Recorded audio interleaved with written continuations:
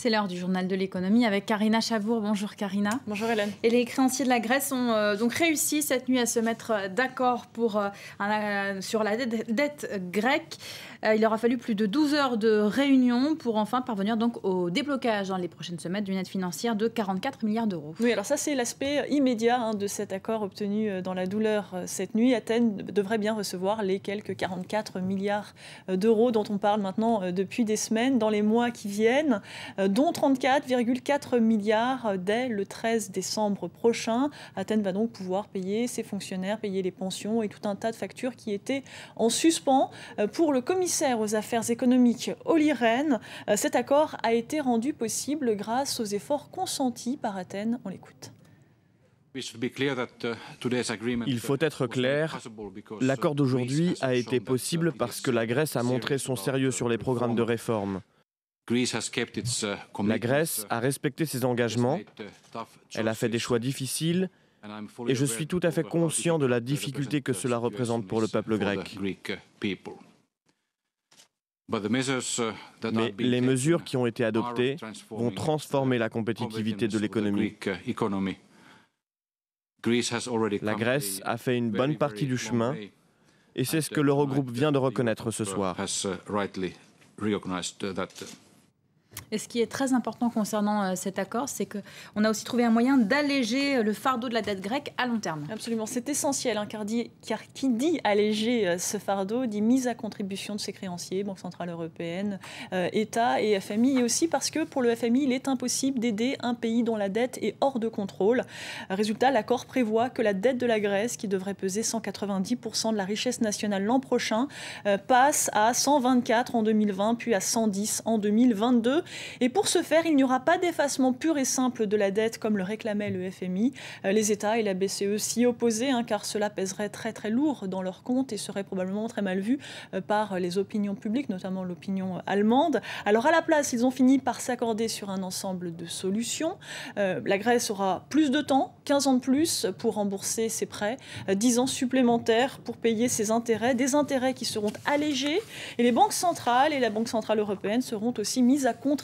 Elles devront rendre les intérêts qu'elles ont perçus sur les titres grecs qu'elles détiennent. Enfin, Athènes pourra acheter ces titres, des titres à prix cassé. C'est vraiment une des solutions plus que bienvenues, indispensables pour un pays dont l'économie était frappée par l'austérité, était en récession en raison de ces mesures d'austérité et sans lesquelles la dette aurait tout simplement explosé.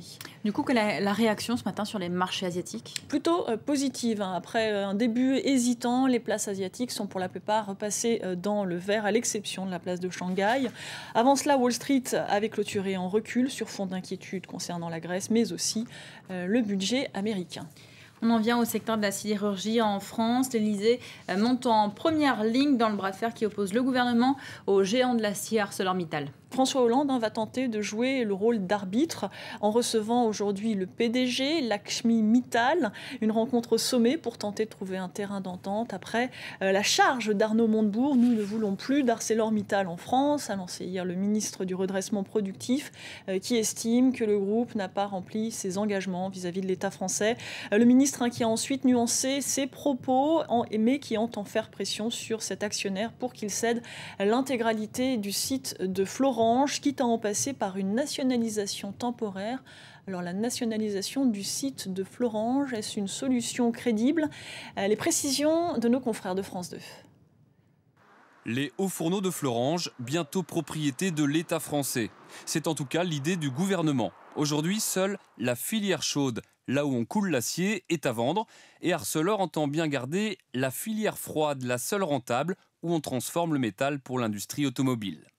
Arnaud Montebourg menace de nationaliser l'ensemble pendant quelques mois pour mieux le revendre ensuite. Alors, est-ce légal ? Oui, à condition que l'État offre le juste prix. Il faut simplement que la nationalisation soit accompagnée d'une indemnisation des anciens propriétaires de l'entreprise expropriée et que cette indemnisation soit équitable. Quels sont les précédents ? Le dernier en date, c'est Alstom en 2003. L'État vole au secours du fabricant de TGV à court d'argent.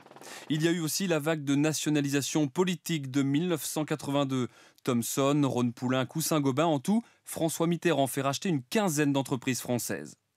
La nationalisation, même les États-Unis y ont recours. Il y a 3 ans, l'administration Obama rachète General Motors au bord du gouffre. Le géant automobile est aujourd'hui en bonne santé. Qui payera ? L'État. Mais Arnaud Montebourg assure que ça ne coûtera rien aux contribuables, comme pour Alstom où la France avait même encaissé une plus-value au bout de 4 ans. Il espère réaliser la même opération avec Florange. Aux États-Unis maintenant, Hewlett-Packard n'en a pas fini avec le scandale autonomie. Les petits actionnaires du géant de l'informatique américain ont engagé des poursuites contre HP. Ils sont très mécontents du rachat à prix d'or du fabricant de logiciels autonomie il y a 1 an. La semaine dernière, le groupe annonçait un trou dans ses comptes de près de 9 milliards de dollars liés à ce rachat. Pour ces petits actionnaires, l'entreprise a été surévaluée par l'américain, ce qui explique la chute en bourse du titre HP.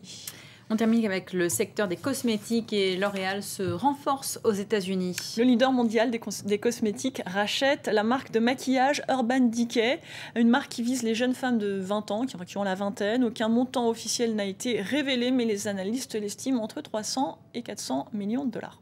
Merci beaucoup, Karina, pour ce journal de l'économie. Restez avec nous, d'autres infos à suivre. Ce sera juste après la pause et elles vous seront présentées par Elisabeth Alain. Restez avec nous.